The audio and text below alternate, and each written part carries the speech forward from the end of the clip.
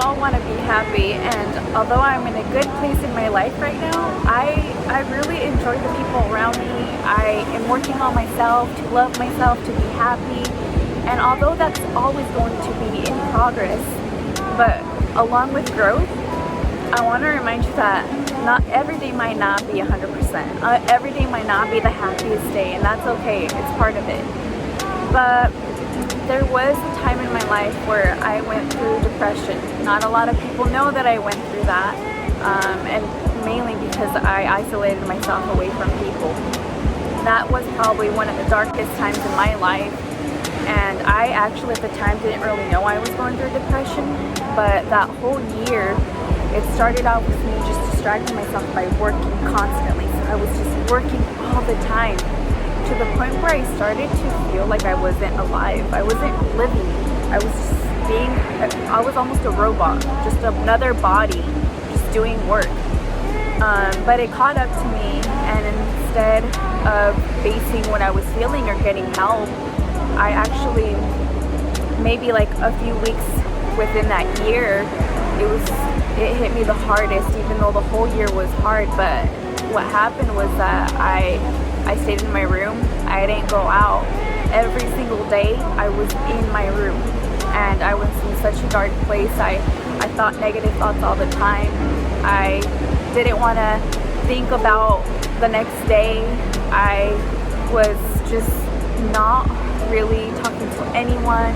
I thought I was crazy, and I thought if I tell someone how I'm feeling, they're gonna think I'm crazy, so it's better not to say anything, because they know me as Diana's always happy, Diana's always good. But at the time I was like, I'm alone. No one's ever gone through this. Like, I think it's just me. How come I'm feeling sad every single day? How come I have to face tomorrow and I don't want to? I was at that point where if I was gonna feel like that, if I was gonna feel this emptiness, this darkness, I didn't want to wake up tomorrow. And that was just an ongoing cycle. My mom, she would see me, she would ask me, hey, how was work? Did you go to work? Did you go to school? I would say yes, but truthfully, I didn't go. I didn't have the energy to get up. I didn't have the energy to eat well. I didn't have the energy to even sleep. Like, I could not sleep. I had insomnia on top of that. I had a lot of anxiety. I just felt like if I go out, I'm going to freak out. I don't want to be around people. I'm telling you, I hit rock bottom. Specifically those 3 weeks out of the whole year, I almost just felt like dying. Like, I don't want to be around. I don't want to talk to anyone. And I isolated myself a lot. I isolated myself. I had a lot of anxiety attacks, panic attacks that took over my health, that took over my emotional, my mentality, it took over me, and I didn't understand what was going on.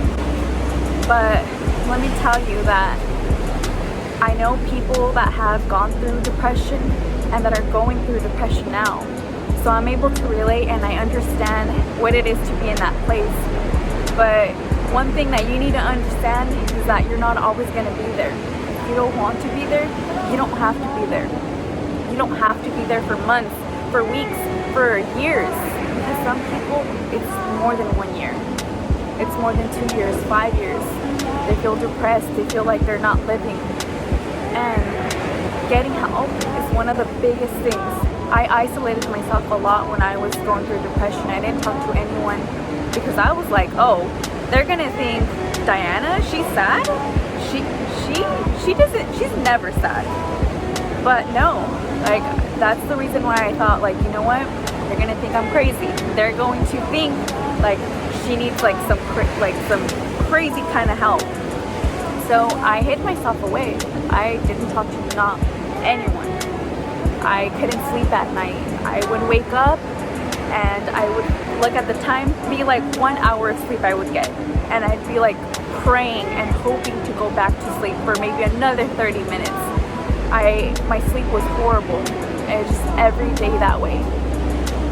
And after 9 months to a year, I just couldn't handle it anymore. I thought to myself, if I'm gonna wake up like this every day, I don't want to live anymore.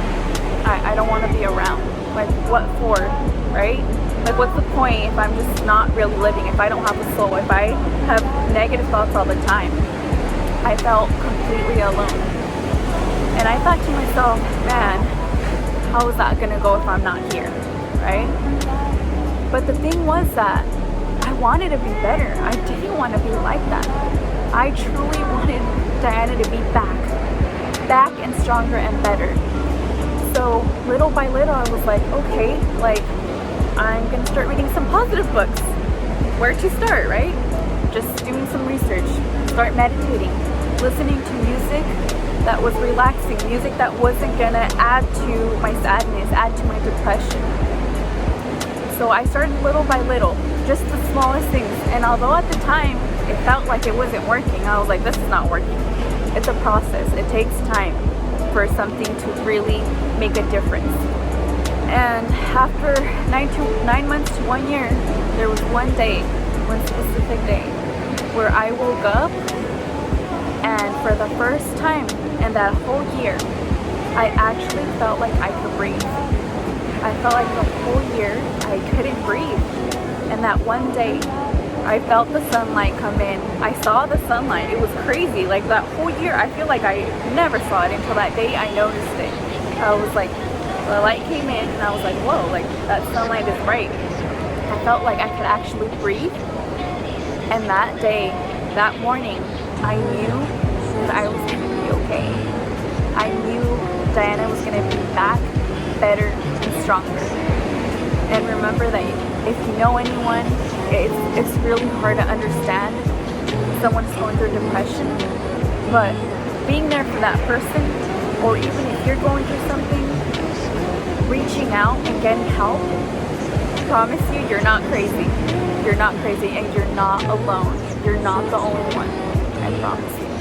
You're gonna be okay.